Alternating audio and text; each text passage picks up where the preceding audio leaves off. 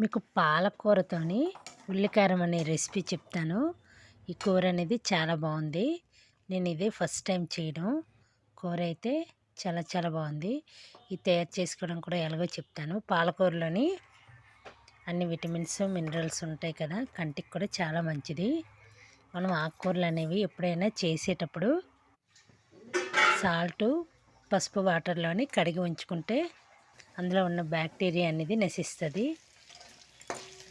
ఒక కళాయిలోనే ఆయిల్ వేసి మినప్పప్పు, ఒక స్పూన్ ధనియాలు, జీలకర్ర, ఎండుమిర్చి అనేవి వేసి ఎర్రగా వేగనివ్వాలి. వేగినవి తీసి పక్కన ఉంచుకోవాలి.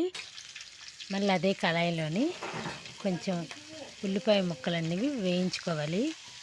ఉల్లిపాయలు వేగడం కోసం సాల్ట్ అనేది కొంచెం వేస్తే ఉల్లిపాయలు అనేవి త్వరగా మగ్గుతాయి అన్నమాట.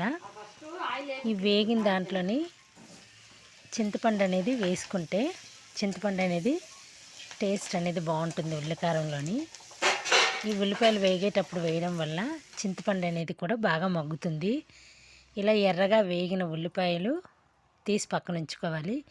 వీటిని ముందు తీసిన పప్పుల్ని పేస్ట్ ఆడి ఉంచుకోవాలన్నమాట. పోపు పెట్టుకుందాం. పోపులు వేసి బాగా వేగిన తర్వాత వెల్లుల్లి తరుగు అనేది వేసుకోవాలి. అందులోనే కొంచెం ఎండుమిర్చి వేసుకోవాలి. మీకు కావాలంటే కారం కూడా వేసుకోవచ్చు.